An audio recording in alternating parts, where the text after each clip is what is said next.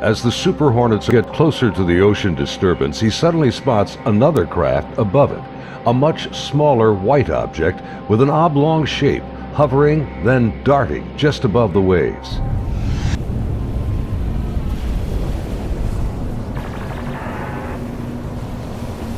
The object is moving around erratically, seemingly focused on the white water.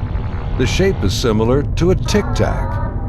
It's smooth like porcelain. It's not an airplane.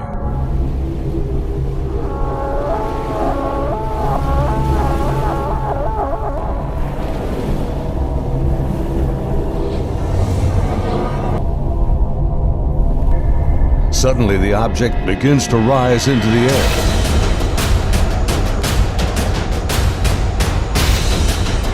Hey, this thing just turned on my nose. It's coming up. 2 miles. The strange craft begins mirroring the turn rate of Fast Eagle. 21 Fargate, 287, 2 miles, Angels 5. The object is now at his 3 o'clock position as he continues to turn with it. He's turning hard, 3,000 meters. We had the external communications in the speaker in combat so everyone could listen to it.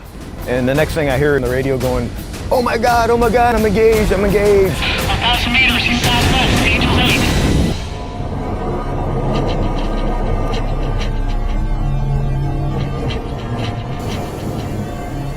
The commander is now about a mile away as he maneuvers his Hornet to get behind the unknown craft. It's about the size of an F-18, about 47 feet long, and it has no wings. As the dogfight unfolds, he quickly turns and dives to bring his jet's nose ahead of the object to close the distance.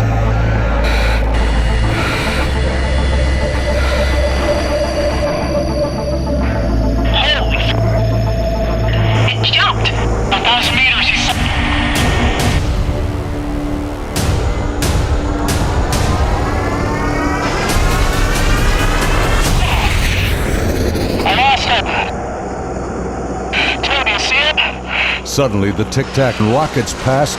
It's gone beyond the horizon in the blink of an eye. I saw it go 137. No tally. That didn't just happen. Say again. Fast Eagle Charlie, sir, you're not going to believe this, but the bogey group is now back at your cap station.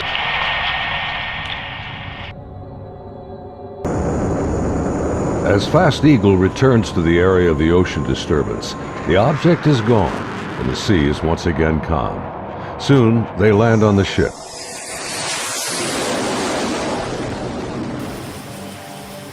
Back on board Banger, the flight crew has been listening to the radio transmissions from Fast Eagle. The crew has been tracking the intercepts on their advanced display systems called the CEC.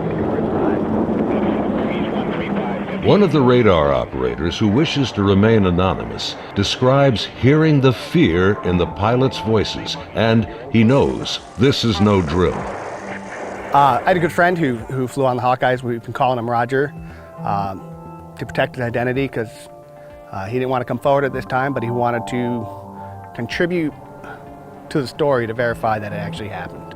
So there were 5 people in the airplane. Roger would have been sitting in the radar officer seat, which is towards the back middle of the plane.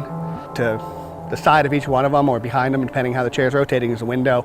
Suddenly, his attention is drawn to something outside the Hawkeye.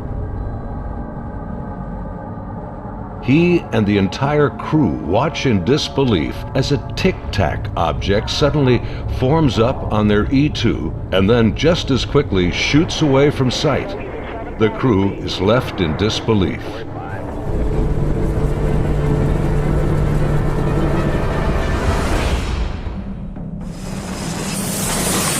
As Banger returns to the ship, the crew is shaken. The highly unusual events are troubling, but what happens next has haunted them to this day. U.S. Navy officers quickly arrive and escort the aircrew to a secure space on the ship. As the crewmen begin to take off their flight gear, an officer begins the debriefing by telling them this event did not happen, and they are given non-disclosure agreements to sign.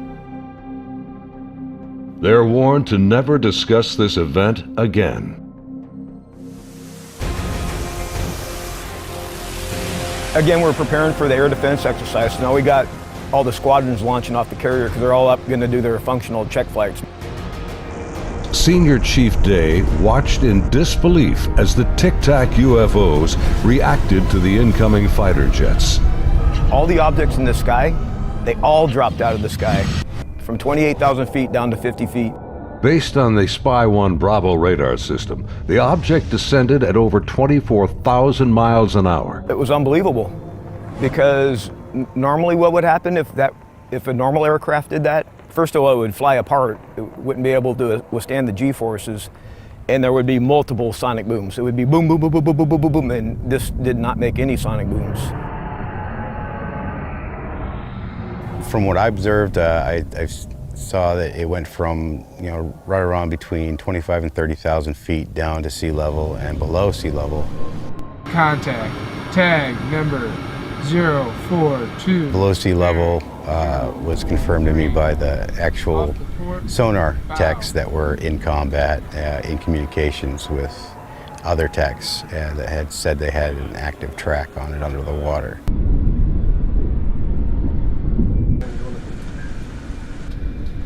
They're talking with their sonar guys on the sub that was with us, and I mean, I was told directly that it did go underwater. It went from being in the air to underwater. From what they were saying, it was going averaging about 500 knots under the water. So it did slow down when it hit the water, but it didn't affect it inertially. After the intercepts, both Kevin and Gary climbed up to the ship's bridge wing to get a better view of the objects through the binoculars. We go up to the bridge wing and look at them through the big eyes, which is heavily magnified binoculars that are out on the bridge wing of the ship. Even when I was off watch, I was usually up in combat anyway, and I was sitting at the console. I just picked the closest object to us, and I got the relative bearing from the ship, slave over to the relative bearing of about the right altitude, and saw this white light in the sky. The movements were smooth to erratic. They just moved from one point to another. It was always a very sharp and clean movement. It always felt like a constant speed, not like speeding up. Just it needed to go to that point, and it decided to do it at this speed. And then it would just go from nothing to the speed they were going to go, and then stop at the next point. Meanwhile, back on the Nimitz, aviation tech Patrick Hughes is working to secure the classified data recorders from the Hawkeye that encountered the Tic Tac. We pull out their hard drives. We call them RMCs. We call them bricks because they physically heavy like a brick. But they contain the software to run the airplane. And they also record a lot of the data that the aircrew sees during the flight. So we take the removable stuff, we take it out, we go downstairs, back to our shop. Patrick's job involves tracking the chain of custody of the hard drives. Then we open up the safe, put them in the safe. We've got tracking sheets so we know what RMCs are on what airplane. We know who signed them out, who put them in the airplane, who took them out of the airplane. As he gets ready to wrap up the mission, there's a knock on the door. Our commanding officer's there, two other guys in flight suits who I'm assuming were Air Force officers because pretty sure that's the insignia they had on. But they were not on the ship earlier. I did not see them come on the ship, so I'm not sure how they got there. But the skipper basically said, I need the bricks off the flight. We opened the safe, we put them in the bags. He took them, he took his two anonymous officers and left. The officers, with the classified hard drives in hand, soon board an HS-60 Seahawk helicopter and leave Nimitz.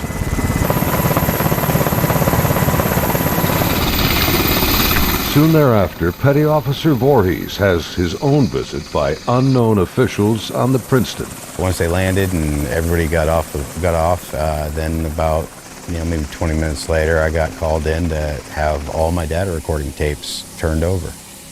And then also told that I needed to reload CEC because it had been wiped. So it was. So I turned over all the tapes, and then they also said if there's any even blank tapes to erase anything else that's in the shop. Well, they were plainclothes people that came aboard on the helicopter. It was my chain of command that took control of the tapes from me. The helo left with them after that, so because we went right back to flight ops. The link between the Tic Tacs and these men is unknown. How they became aware of the UFO encounters and how they arrived so quickly on board after the event is also a mystery. The video you are now watching is the actual gun camera FLIR footage of the Tic Tac taken by a later flight. This is the first video ever released by the U.S. government showing military planes engaging UFOs. The advanced targeting pod, known as ATFLIR, works in both TV mode and infrared mode. The film reveals no control surfaces, no exhaust plume, a uniform heat signature, and no visible means of propulsion. Gary and his shipmates saw the FLIR film on their consoles and on the secret LAN aboard the Princeton. It was a much clearer video. You could see the shape of the ship. You could see it, moving. I tried to go and get a disc to come make a copy of it, and by the time I got back, it was already off of our hard drive, off the secret LAN. No access to it whatsoever. Petty Officer Jason Turner also saw a much higher resolution version of the FLIR film showing strange appendages extending from the object. But it did have some protruding at the bottom of it. I couldn't tell if they were curled back or straight down. Jason says the video was approximately 10 minutes in length and much longer than the video that has been released. I saw this video playing and I'd ask him, is this what we're training, or what's part of this training that we're going through? And he said, no, this is real life. And when I saw it, it was a very clear image, a very clear video, and this thing was going berserk, like making turns, like it's incredible. The amount of G-forces that it would put on a human that this thing was doing. The jets were like trying to trail this thing, and it would just run off and leave them. It would just gone, and then it would come back, and then you would see it, and then it made a maneuver, like they were chasing it straight on. It was going with them. This thing stopped, turned, and just gone. That's the only way to describe what it looked like. Dude, this is a fucking drone, bro. There's a whole fleet of them. Look on the ASA. My gosh. Just 11 years later, fighter jets from USS Roosevelt filmed this anomalous object in 2015. Well, if there's anything, it's rotating.